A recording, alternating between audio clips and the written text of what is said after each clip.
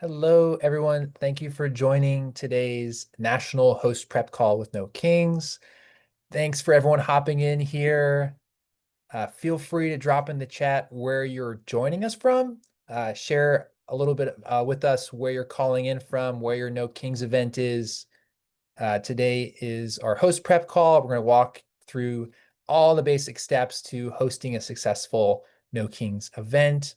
My name is Christian. I'll be your host tonight alongside some of our other amazing hosts. Tisha will be going a little bit later in the call, and also some of our great hosts for No Kings and volunteers that have been helping us along the way. Will be doing a panel later on in the call. And we'll have a Q&A as well. So for any questions, we have a Q&A section there. But for right now, just drop in the chat where you are joining in from. All right. Yeah, we are at 180 people here. That's great. Great. We can go right into it, I think. Let's get started. So some things to note as we're diving into the call. We are recording for people that aren't able to make this event. So just keep that in mind. Make sure in the chat to respect one another. We're all in allyship with one another here, and we're all on the same team and mission here, what we're trying to do with No Kings. So just keep that in mind as you navigate and speak to others. And yes, like I mentioned just before, please use the Q&A function down below at the bottom of your Zoom toolbar to submit questions. If you put it into the chat, it might get lost. There's so many people here typing away. So put it in the Q&A and it might already be there. Someone might have already submitted a question. So make sure to check there. And yes, everything we go over today will be included in a follow-up email after the call with all the materials we discuss.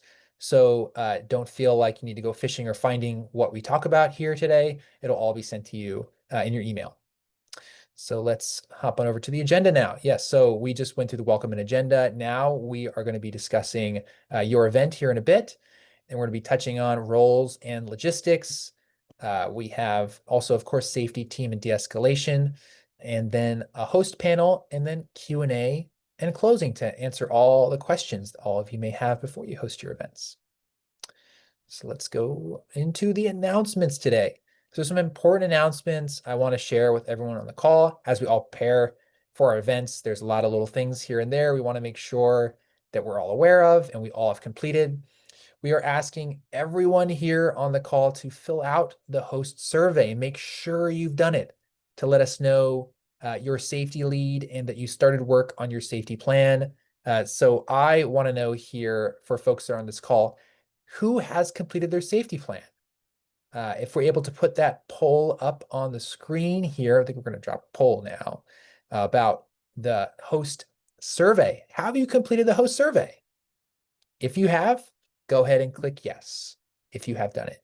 If you have not, it's probably in progress, right? So go ahead and select your choice there. We want to know how it's going for folks here.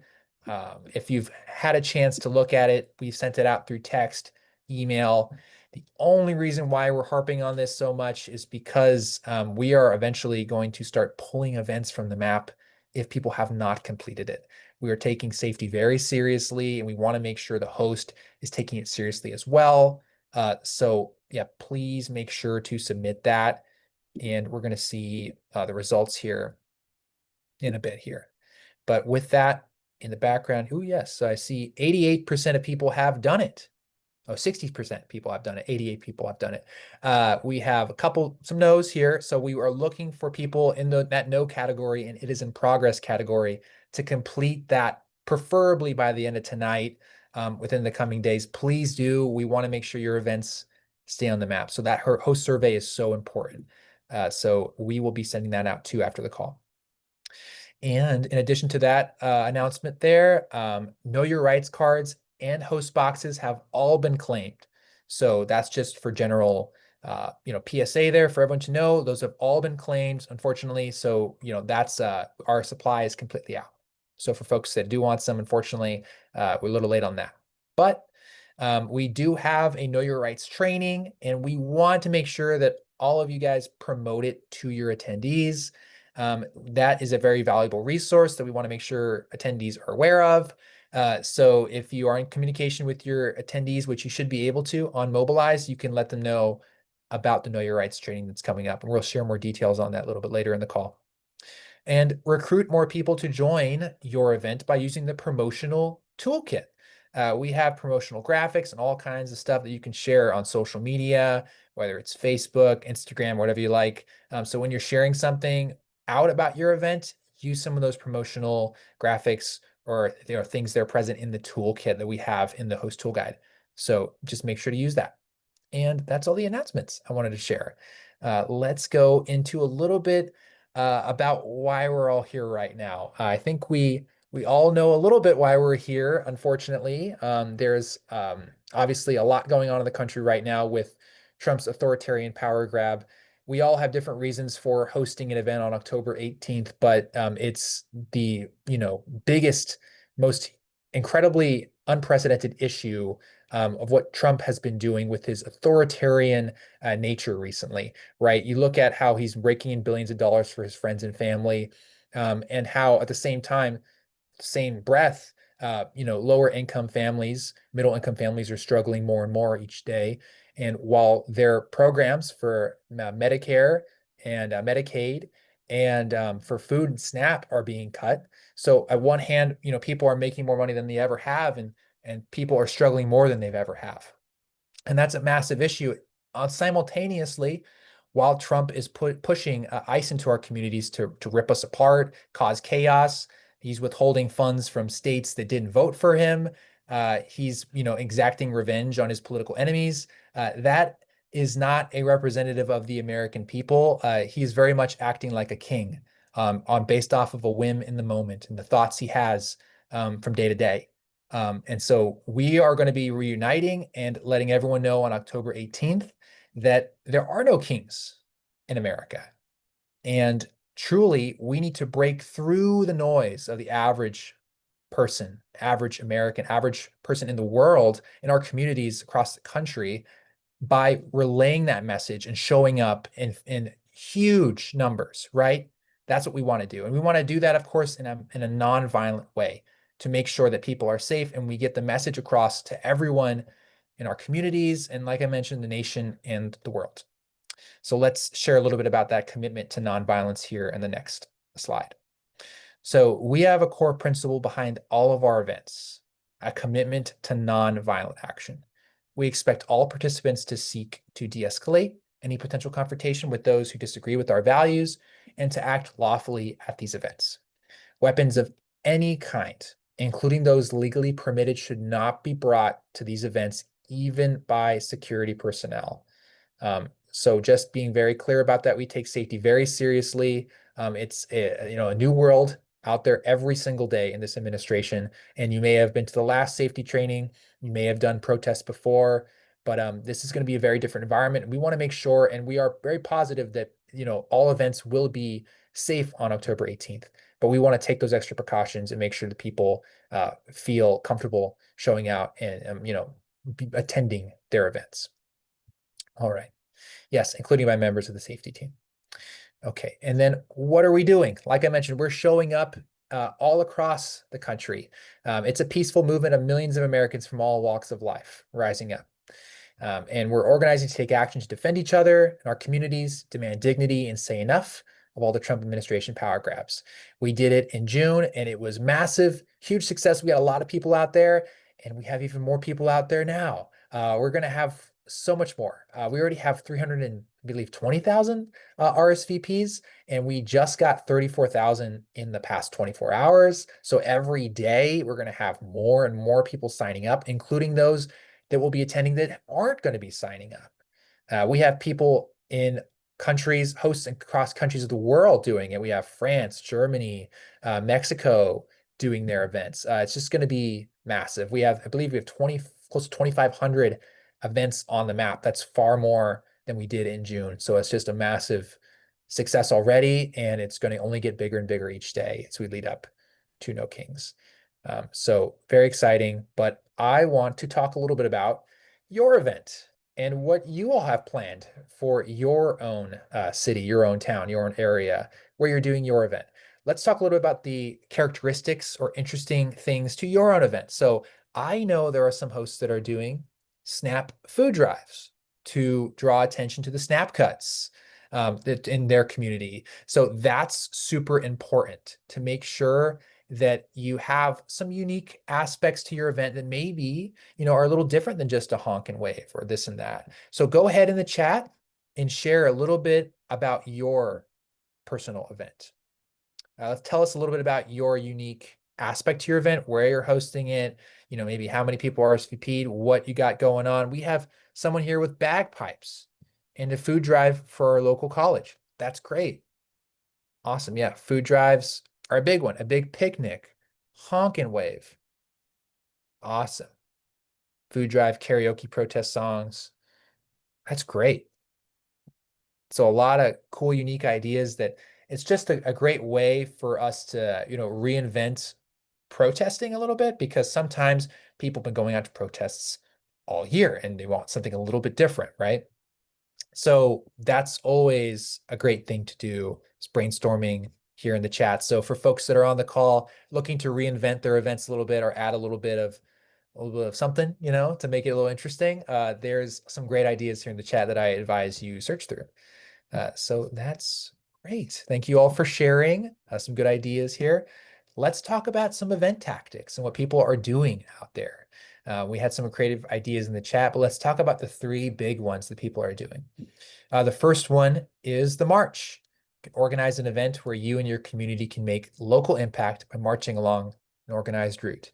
And it does take some logistics, right? Thinking about where that planned route is going, conferring with your local police department, local city government about that route, making sure everything's in order, having safety marshals to keep that route in order so people know where they're going, all that stuff. And then a rally, create a platform, invite speakers, and then build a program designed to highlight the harms of the crisis we face. With a rally, you need to think about having all those speakers, making sure they know when to speak, making sure that you have a speaker system that works for all the people that are in attendance of your event, and that the venue is cooperating and works well with the format of your event with your rally. There's some little logistics like that. A rally is definitely a little bit more than maybe your average event. So, but it's very, very effective. And then a visibility event. Obviously, this is what most people are doing here, right? So no matter the size of your event, you can still participate. It could be gathering at a congressional district office, a banner drop, showing up at your local, busy street corner, wherever it may be, where you're going to get attention, whether it's a park, a local government building, or anything like that. All great places to host a visibility event, honk and wave, anything like that, where you're going to get some people to drive by.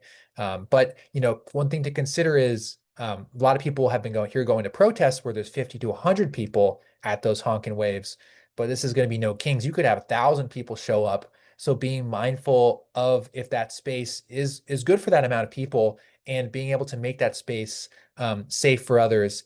If that large amount of people that we expect to show up, that probably will show up, will show up. So just being mindful of all those points there. And then something creative. Some hosts are organizing Halloween parades, car parades, like we mentioned, food drives. People got bagpipes. That's great, right? We want to draw attention and we want to have identity shown throughout all of our events. So that's great to have some expression there. Excellent. All right, now on to the next slide here. We'll talk a little bit about the host dashboard. Your host dashboard is your best friend. If you have not been checking on how much attendees you have, if you've not been messaging your attendees to keep up to date with your plans or any updates, you definitely should. It's so important to make sure you're in communication with your attendees, and then also to be aware of how big your event's going to be, right? So absolutely use your dashboard as a tool. We also do have training videos and links and all that stuff connected to your dashboard now. So it's a resource you can use as like a kind of like a home base for your No Kings event. So absolutely go on there, message your attendees for volunteers as well and all that stuff. They're going to be your best resource. Wonderful. Okay, and then roles and logistics. We're going to cover some basic roles you can have for volunteers and what it takes to run your event. Okay, so for planning your space, let's go back. There we go. Perfect. So first point here, where will people be? What will they be doing? So thinking about where your location is for your event and making sure it's easily findable. People know where to go. They know where to walk for a march. They know where to stand for a rally. And they also know where to stand for a visibility event or anything like that. What will they be doing? Sign waving, or anything like that, or any other special activity that may include, a specific joint action between all of the attendees. Helpful to communicate that prior to the event. What are the rules of being there? Being mindful of local ordinances, and all cities have different ordinances and rules, laws, and things to be careful to make sure that we're all, going along with that, and that all attendees are aware of that as well. And what do people need to know about being there? Very similar to the second question here, people need to be aware of the local rules and also the commitment to nonviolence and a bunch of other things related to the core mission of No Kings, right? So that's where we relay that by messaging our attendees and letting them know, how we want this event to be and how we're going to run it. And then what do you need to run this event smoothly and safely? Number one, you need help. You can't do it on your own. You need volunteers. You need a team. You need people to rely on. You can try to do everything yourself. You're going to burn out. It's going to be difficult. I can tell you and speak from experience. And you also need, of course, a plan, tools, and to coordinate effectively with one another. And maybe that's where you're the coordinator and you're getting everyone to help you to make sure the event works smoothly. All right, so you're planning for your space to work well. Now, there's 4 steps to leading up to your event. There's the planning, there's the recruiting, and then there's the communicating, and then there's the event. So let's go over each 4 steps. So the first one being the planning. You're going to determine what kind of volunteers you need and how many people you'll need for each task. Remember to factor in a flake rate. So if you need 10 safety marshals, you better recruit 20. Because if you're doing it recruiting through email, you can better believe that 10 people may either forget, have something come up, or whatever it may be that may prevent them from helping the day of. So being cognizant of that factor, a flake rate is the amount of people that sign up to do something that don't show up to do it, which is normal. It happens to everyone, happens across all forms of activism and organizing. So that's why, yeah, we call it a flake rate. So over recruiting, over planning for how many people you think you'll need. And then recruiting. How do we go about recruiting volunteers to help you with your event? You can identify potential volunteers from your own personal network, friends, family, volunteers you've worked with in the past, RSVPs, like I mentioned on your Mobilize page, looking out for safety marshals, asking for people to step up to help, and community organizations, local indivisible groups, or other groups that you know in the area that could provide assistance. Appoint team captains, at least one who isn't you. I know some folks have appointed themselves as media and safety leads. I'm telling you, you're going to want to try to find some people to help spread out those responsibilities. It'll be really helpful. And that just includes, having because you can't be everywhere at once at your event. So you want to have copies of you because you're so detail oriented, you want to make sure everything works well, that you can be everywhere all at once. You want to have those volunteers that know what you're thinking. So that's so important. And then we're going to communicate. Make sure volunteers know where, when, and what, and hold a group call in advance. So when you have those volunteers to say, yes, I want to do it, you schedule a Zoom call or a meeting before the event to hop on and talk about what the event will be like, go over details, and talk about when you'll be meeting before the event, like the day of, because typically you'll have that Zoom call or that call beforehand, and you'll meet early the day of the No Kings event to make sure everyone's there, everyone's got what they needed, and they're situated before attendees start showing up. So communicating that and having volunteers show up before increases their likelihood as well to show up the day of.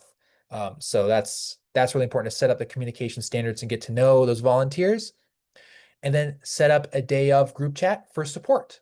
Volunteers check in with the captains, then they have a great shift. Yes, you want to set up a group chat. Many people recommend Signal.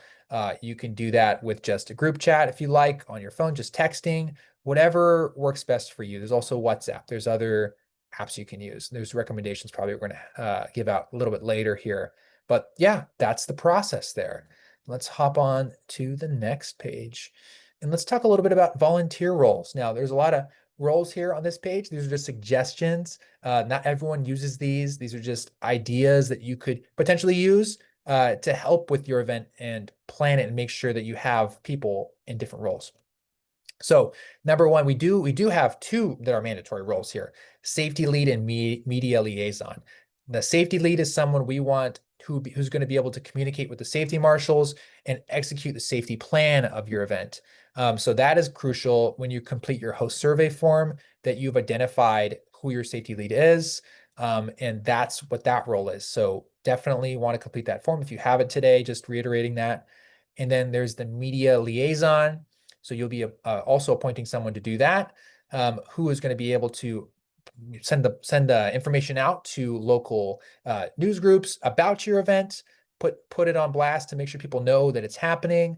You're going to potentially do interviews on the day of the event as well. So someone who'll be directly liaising with the media. So there's a couple different responsibilities they'd be having there.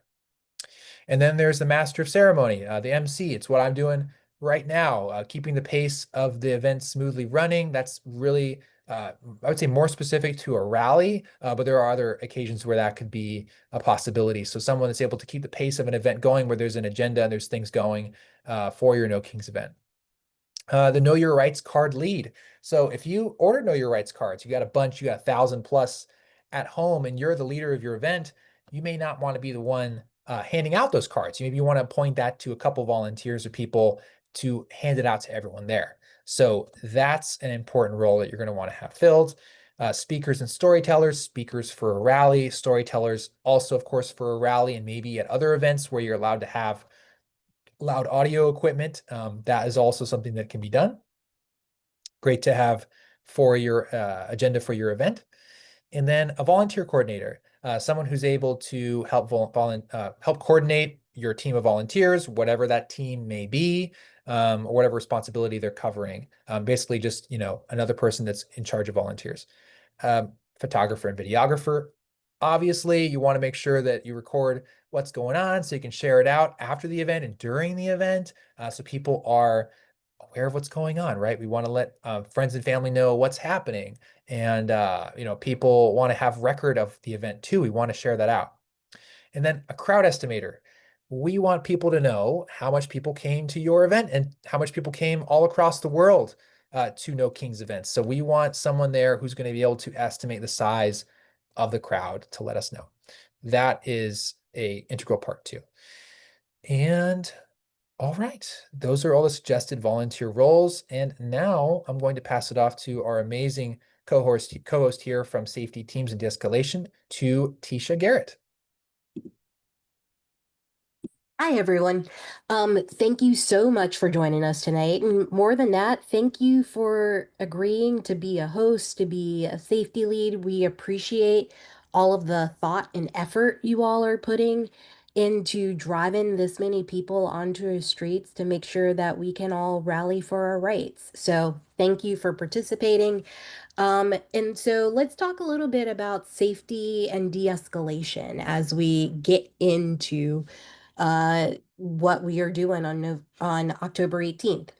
So, what is a safety team? The safety team is a group specifically put together for the safety of the event. That your team could include a lot of different people, your safety marshals, you could have medics or EMTs who you would put on that team. They're probably your most experienced protesters, and people who are also pretty skilled at de-escalation are all the people you want to make up your team. And this team is brought together, and for the person who is the event lead and the safety lead, you want to make sure everyone is on the same track as and really aligned on thought as to how you are going to treat de-escalation, how you're going to treat safety, and what are the individual thresholds at I should started with like, who am I? My name is Tisha Garrett. I'm the managing director at an organization called Democracy Security Project. And what we do all day long is help people remain safe and secure as we're working in this really interesting environment we're in right now. Um, and something we say all the time at DSP is that safety is personal. So, like what I think is unsafe, uh, Christian may think is not unsafe. Everyone's got a different threshold. And so it's really important for you to bring your team together and make sure that you understand as a group, this is what we are going to allow when it comes to safety and security so that you're all aligned together. Okay, let's go to the next slide. So, who is on this safety team that you're going to build? So, first, I'm going to remind you, like Christian said at the start, um, don't forget to do your host survey because in the host survey, you're going to make sure that you put down who is your safety lead. So, the event lead is honestly probably you. That is the person who's going to be the host. You're going to be responsible for logistics, for attendees, for the coalition partners in your area. And you want to be a part of the safety team. You want to be informed about what's going on in the safety team. But you're not necessarily going to be the person who is leading the safety team. Not necessarily. Who is the safety lead? That's the person who's going to be responsible for this team. They're probably going to be, they may be the person that's going to be charged with helping to make decisions around the safety and security of the day. They're the one who's going to decide, like, when does the group gather? How do we handle counter protest? Who's going to be assigned to these different roles, like de-escalation? Um, and so these two roles need to work very closely together. So you want to make sure that your event lead and your safety lead are good partners, and that you all are bringing like very different pieces of a really different pieces of the puzzle, but that you want to fit together to make sure that your No King's Day is interesting, but also safe for everyone. Okay, who else is on your team? So let's go to the next slide. You want to name someone who is a head marshal or a peacekeeper. This is going to be the person who is going to be responsible for leading up your safety marshals. This person is going to be someone who is responsible. Uh, First, they're going to be trained in de-escalation. They should be comfortable with actually doing de-escalation. And there's someone who can go out and support the other marshals should they need some extra support. So this is someone who is going to be a good team leader too. You're going to want to think about that. Then you also should probably think about a police liaison. Um, this is a person who is very comfortable with interacting with police. They should make a relationship with law enforcement. Should they arrive at your event, depending on your the state of your event or what your relationship with law enforcement is at the beginning, they may even make a relationship with law enforcement before to say, "Hey, we're going to be doing this. Anything you can tell us or your help to keep us safe." Again, this is someone who is going to be really comfortable with interacting with law enforcement. We have a lot of organizers who come to us who their police liaison is someone who has family on the force, someone who maybe former military, so that, you know, when speaking with law enforcement, you're kind of speaking the same language. By having these roles clearly assigned from the beginning, you're going to make sure everyone knows what they're doing, and everyone at the event knows who to look to, because these people are assigned, and hopefully you're going to be able to like mark them differently. You know, wear red shirts or something so that people know who are the leads. who are the marshals, all of that sort of stuff. Okay, let's go to the next slide. So your safety plan. So if you haven't already, I want you to go to nokings.org backslash host dash toolkit. I think a few of you in the chat were asking where you could find this information. This is where you can find the safety plan. It's a really nice PDF that helps you just kind of like step through and think through your safety plan. So it'll tell you like, here are the things you need. It'll help you kind of map out how to create your safety plan. Then it also is just a physical document that you, the event lead, your marshals, can all have. So no one has to have all of this information in their head. The worst thing is like to have a plan that sits on the desk and no one knows about it. And also the thing about safety is that you have to have a plan in case the worst happens. You all can just like snap into action. You have something, you're just going to enact it. Okay, let's talk a little bit about de-escalation.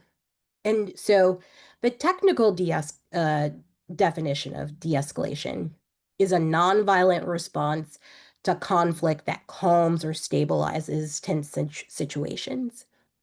But I also like to say energy is contagious. And if you've got someone hooting and hollering at 12 energy and you come in at a 15, what you're doing is just raising the temperature.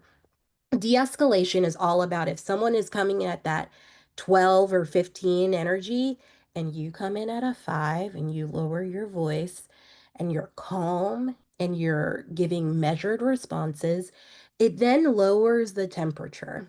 And so the people who you're going to want to put onto your de-escalation team are the people who, like, when faced when that with that red hot fury that may come at people from your disruptors to your event, who can really come in with that calm and serene energy.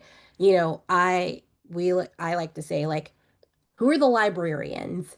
Do you have some good church ladies who you can invite? Who are the people who can really give people the eye and be like, I need you to bring it down? Those are the people you want to put on your de-escalation team. We have millions of people turning out across the country. And we're going to have a lot of people on both sides who are really fired up about that session, about that.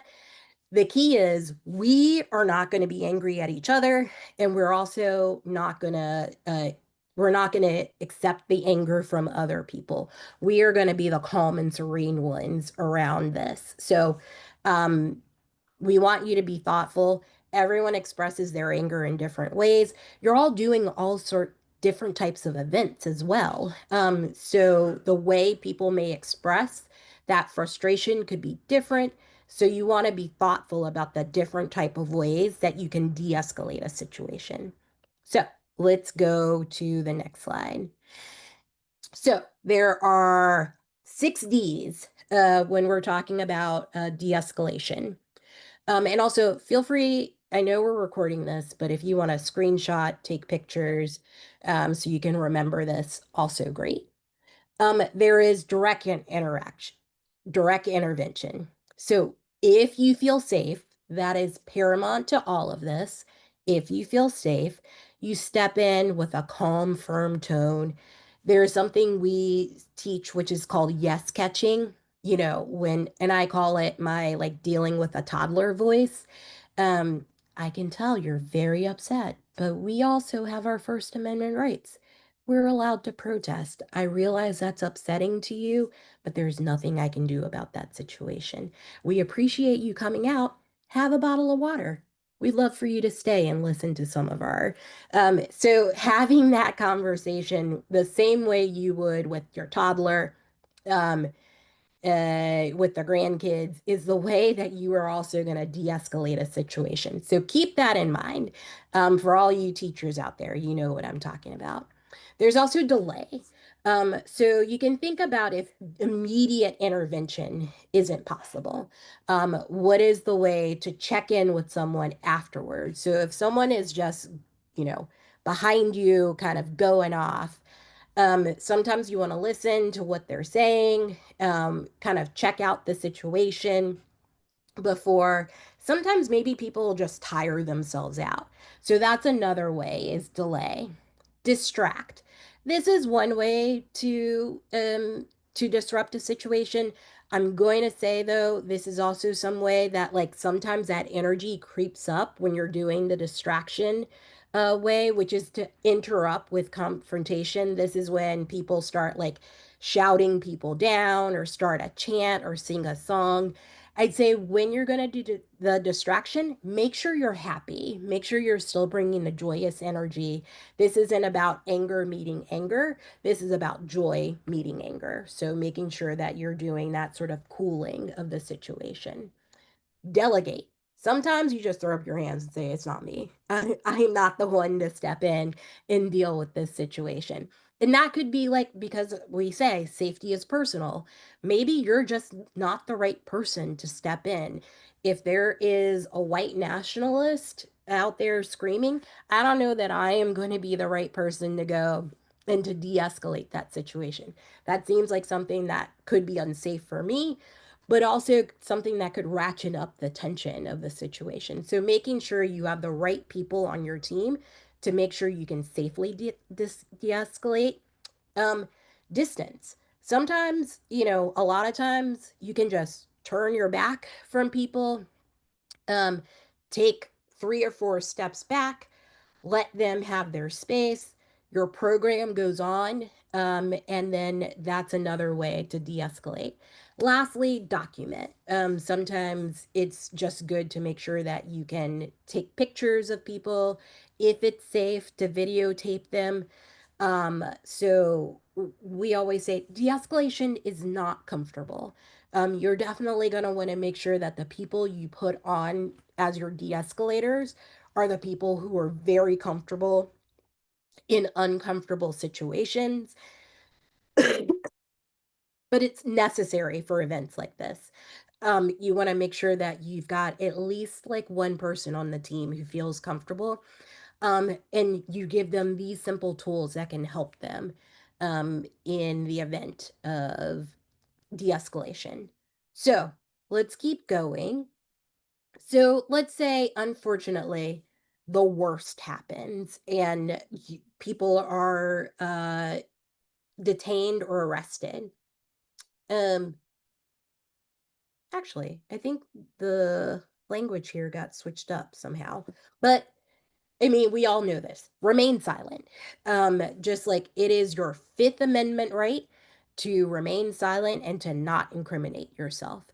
But I think before I even go to stay silent, the first thing I would say is, am I free to go? Am I being detained? Because if you are not being detained and law enforcement is asking you questions, you do have the right to just turn and walk away. So make sure, am I being detained? If you are being detained or arrested, stay silent. Make sure that you stay silent. You have the opportunity to ask for law enforcement, which again is your Sixth Amendment right. You have the right to legal representation. We'll talk a little bit about the Know Your Rights card.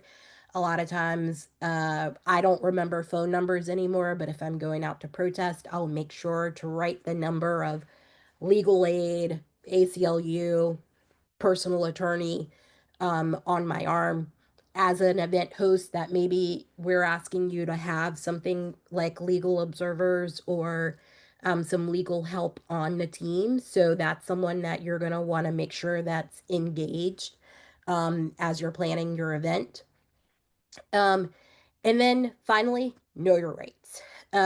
So again, can you tell me why I'm being detained if you are in fact arrested? And then just always remember it is your First Amendment right to peacefully protest. And so that's why we are here to peacefully protest. So, am I being detained? Shut up. Don't say anything. Ask for an attorney and stay calm. The Constitution is on your side. And in this really fickle time, I know that's hard to remember, but it in fact is. And hopefully you are going to be surrounded by friends who are going to be there. I always say the best place to make a buddy is at a protest. So you'll be there with folks who will be advocating for your rights. I'm running out of time. I think I may be out of time, so let's keep going. Know your rights cards. I know they're out. They're not in stock anymore to be shipped, but you can go and download them. So you can download them from the ACLU website. Um, and then also making sure that like this is something you can send out to your folks um, ahead of time so that folks can download them, make sure that they print them and bring them with them. And then finally, we do have some upcoming safety trainings for folks. So safety and de-escalation training is on Thursday, 9 to 10:30. There's going to be another advanced safety and de-escalation, and then the ACLU are hosting a Know Your Rights training and de-escalation. And that one will also have a Spanish translation. So, with that, I think thank you all for having me, and I'm going to turn it back to Christian for the panel. Awesome. Thank you so much, Tisha. And now I want to welcome onto the stage two amazing volunteer leaders. First being Jennifer Hatemeyer, who is one of our amazing leaders in Scottsdale, hosting a No Kings event.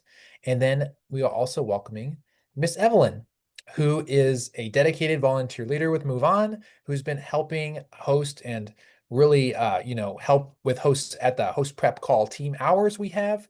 So she's been an incredible resource. So we're going to ask both of you some questions here, but I want to go to Jennifer first just to talk a little bit about your event that you're hosting on the 18th for No Kings. Absolutely. Hello, everybody. Nice to see everyone. Oh, I'm so excited. I saw Findlay, Ohio. A shout out to Findlay, Ohio. I grew up in Delphus. How about that? Mesa, I saw you on there too. I'm loving it. Okay, our event, this is a great segue, I think, from Tisha, specifically speaking about keeping things positive, optimistic, de-escalation. We're calling this a positive protest.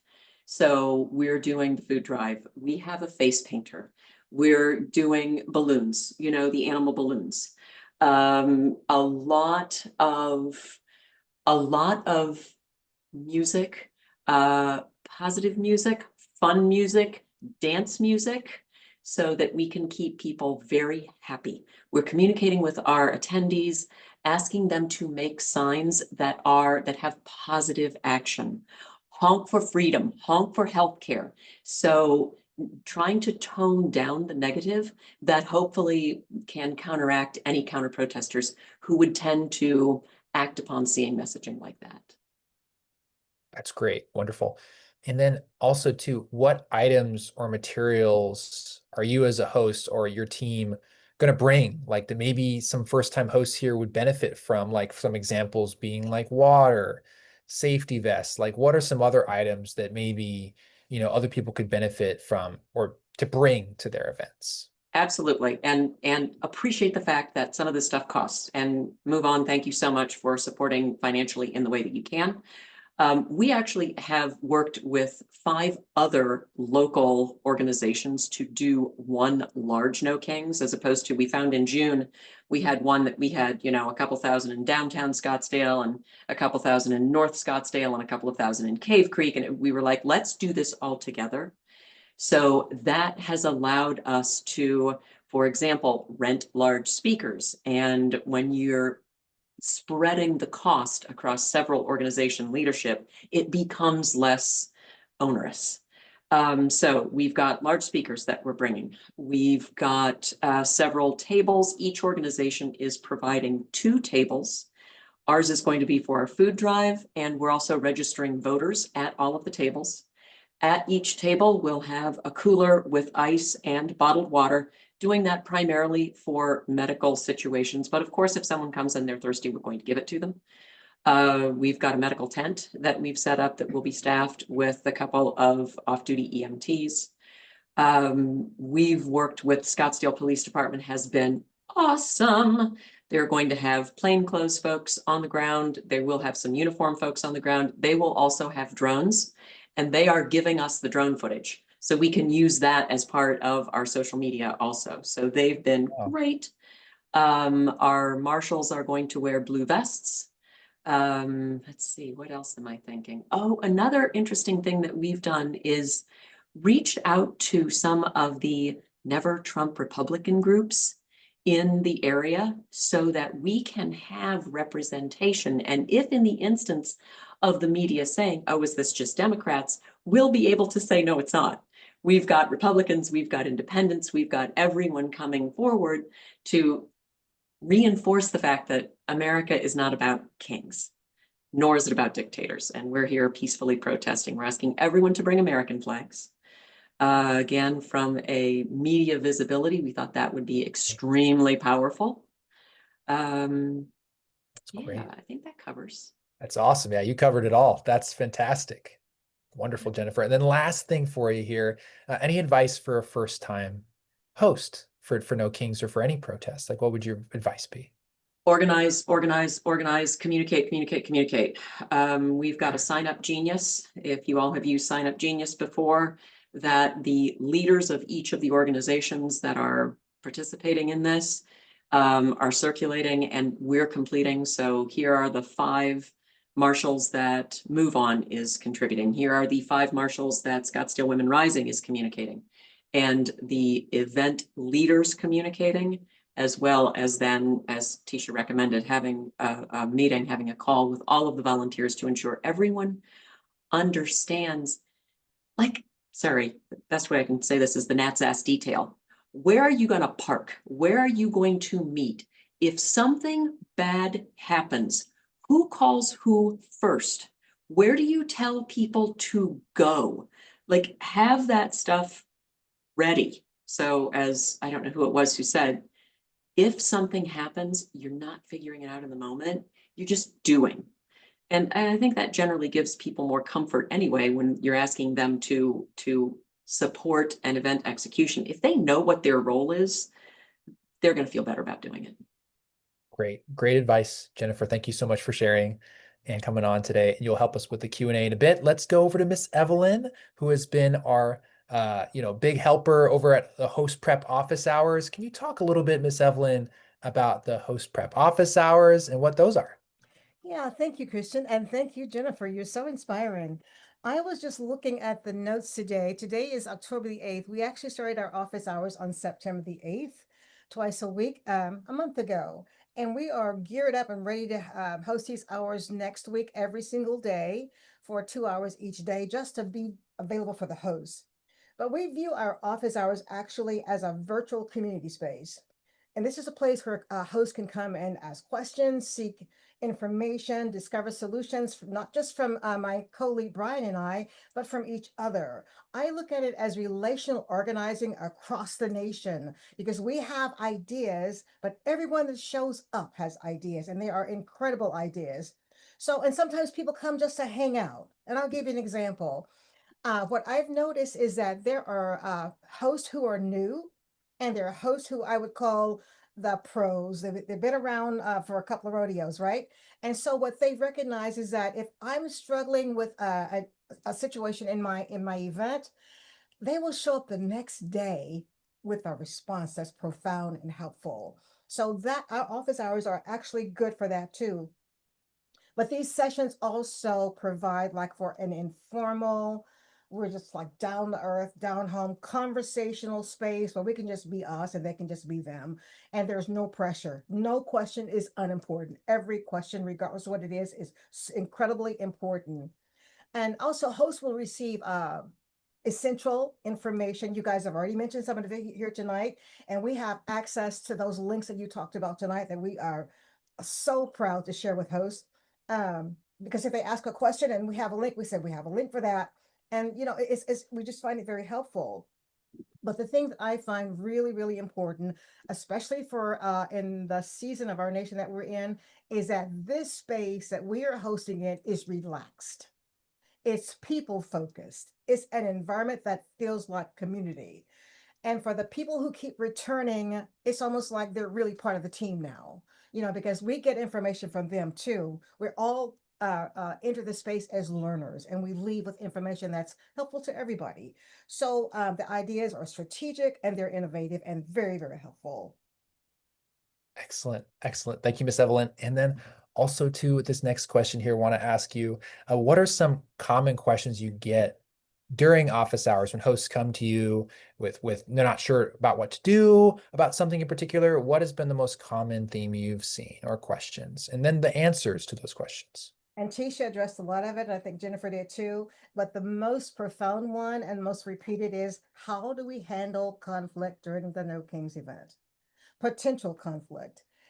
And so what we have shared is that the goal is to communicate the message calmly, as Tisha said, and avoid aggressive behavior. Because if someone has a question they're asking us very loudly, our response is to be loud with it. And so I'm pretty loud myself, but I know how to be monotone. And when you're trying to respond to someone who's already seemingly upset, you want to almost go into a monotone speaking voice so that we relay that kind of information. Just don't escalate. And also, sometimes it's just best to be silent. You don't always have to respond to someone else's aggression. Be silent. Perfect. Great. And one last little quick question here before we go into the Q&A. Can What I are do some, one more thing about that? There's yeah, one more. This it came up a lot. Where can sure. we find insurance for our event? That's one of the most. That's asked every single day. Where can we find insurance? And We so will. we have the three that we always share with our the host. But just yesterday, ironically, three people logged on. I believe they all logged on at different times, and they said that this is not true across the board, perhaps, and I'm not real sure about that, but they have connected with their local Democratic Party and are being covered under them. So I'm just putting that out there, not saying that that is gospel for everybody that's a Democrat, but it might be something to check into. Okay, great, Miss Evelyn. Thank you so much for sharing that. And we do want to kind of hop over to the Q&A. We're a little short on time here, but Sure. you both have been amazing. So you both can stay here on stage and with Tisha included for any questions that are related to each of y'all. Feel free to hop in or I may kick it to one of you. So let's go into the first questions here. Let me see. So we have some uplifted questions I want to share with folks. So let me find it here. Yes. So for insurance, this is directly related to Miss Evelyn's question there. So yeah, so find it where you can, right? But if you're looking for insurance for a protest and a certificate of insurance is required by a venue or permit, we encourage you to reach out to a local insurance broker. And if that is unsuccessful, which many people have said is been difficult, it takes too long, or whatever it may be, um, you may have to contact the party requesting the certificate of insurance and request a waiver of the insurance requirement on the basis that your use is protected First Amendment speech. And if that fails to happen, you may have to look at changing the location to a public location and continue to explore the solutions for getting insurance. But yeah, rely on local partners to find places where you can get insurance that other people have used before for their protest events and anything like that. And if anyone else wants to chime in on that, feel free to while I look at the next question. All right. So let's see. So, and then for the next one here, will we receive notification of shipments of Know Your Rights cards and the host box? Yes, if you've completed the form to receive Know Your Rights cards, then you should have received your tracking information via email. If you need help getting your tracking, you can reach out to host@nokings.org. That's our email hotline there that you can be found in the toolkit, host@nokings.org. And to know you're getting some, if you'd only be getting some if you requested them on the host survey form, which we are now out of. So if you requested them earlier, you're probably going to get it. And the host box, in addition to that, this question is, sorry, these are all related to logistical stuff here. The host boxes are going out and are already started shipping. People will receive 3 separate boxes with different items. So let's see if there's any other questions that we can have folks here answer. Can a local candidate's volunteers show up and help? Uh, yes, They can, as long as the candidate's volunteers are not volunteering on behalf of the candidate and promoting the candidate, right? They're there to just promote the issues. These are nonpartisan events, so the candidate cannot endorse the event, speak at the event in the capacity as a candidate. So that's super important. I want to uplift that. And if anyone here on the panel is thinking of any things they want to promote or uplift while I'm saying any of this, feel free to interject. We got mostly logistical questions here I'm seeing from the promoted. Okay. And then will hosts be receiving pre-printed No King signs for our rallies? Unfortunately, no, we will not be sending out placards or anything like that. There is a graphics library available, though, to get signs printed. So you are able to do that at your own discretion using the No Kings brand and all that. And you can get that done through printed designs that we have, which are available in the toolkit. Could I insert something here on that one? Yeah, go ahead, Ms. Evelyn. A lot of folks are actually having the sign making parties just to get together, like the leadership team or members, attendees that they know. And I think it would just be a way to build relationship and to share some of the information that was shared tonight. Excellent. Yeah, that's a great thing to do before protests is, yeah, have a sign making party. That's great. I've seen a lot of people do that and fully endorse that. And then, yes, for people that are interested in this specific question, how are international events approved? They can be submitted, but you might come across issues with the address. We recommend putting in your event address in a DC zip code. So if you're an international host here today, just follow that guidance to help get your event on the map and moving a little quicker. Great. Any other questions we got going on here? Let me see. Let me check the Q&A box really quickly. We only have 1 minute left for other questions. Sorry, there's nothing else related to what we wanted to touch on, but I thought it was some good questions here. Not seeing anything else that hasn't been answered already in the Q&A. Okay. All right. Well, I want to thank our amazing volunteer leaders for joining us tonight, Jennifer and Miss Evelyn, and Tisha as well for taking your time here to help promote safety amongst all the hosts on this call today. So thank you, all of you, for joining the panel tonight. And let's get towards the closing out for the call tonight and bring back the slides up here.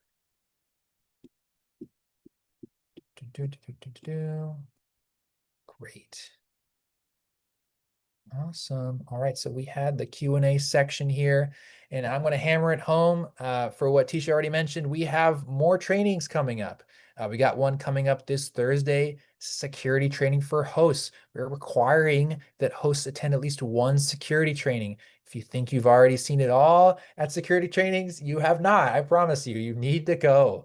We want to make sure that hosts know about our updated security information we're sharing out to people. It's a new world every day, like I mentioned.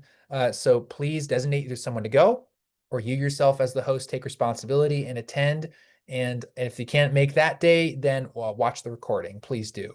And then in addition to that, we have some other events here. We have the Know Your Rights training, like I mentioned, and we've discussed earlier on October 15th. Which is an essential resource for you and potentially even your attendees that you can share out. And then we have an advanced host safety training for October 10th for those with maybe bigger events and more logistics and other things going on that we want to include. So if you're running a really big event, that's something that could be really helpful for you. Or if you're just curious about more advanced details with host safety training, so that's a great one to look out for there. And then we are on to, I think, the second to last slide here. For host support, go and meet Miss Evelyn at office hours. She's been running them a bunch and she's been doing a great job there, as you could tell. So go and support her and go get your questions answered at the office hours for hosts. That is also being dropped in the chat and is in your host toolkit. The media training, if you're the media liaison, there is a call going on Tuesday, October 14th to get help with all of that, to be able to navigate what that's going to be like the day of, days before, leading up to your event. There's the host support hotline at host@nokings.org, and the toolkit link is right there. And then we have security support at our security email hotline at security@nokings.org. So those are all some important links there to know. And then we are on to the second to last slide. I think this is the second one. Yeah, so fill out your host survey. There were a good amount of people that did not complete it yet. Please do. We do not want to have to pull your event. This is just a step that lets us know you're taking security and safety seriously. Attend the Know Your Rights training and promote it to your attendees. Please do. We want to make sure everyone knows their rights going into October 18th. And then recruit, recruit, recruit. Reach out to your attendees on Mobilize, partner organizations, groups around you, and friends and family and activists you know to make your events a success. And then lastly, for the last slide here, I want to say thank you. Thank you to everyone on this call that is devoting so much of their time and energy towards a historic day of action all across the country. We're taking part in history and we're making meaningful change, and we're doing what we can to fight back against this administration and their willingness to lend authoritarianism to our democracy, which we are going to reject wholeheartedly. So thank you all for coming on this call. Thanks for all the leaders and folks here helping make it happen. And thank you to all you hosts that have made such an incredible movement by hosting your own events and bringing volunteers together to do this. So thank you all so much, and have a great night, everyone.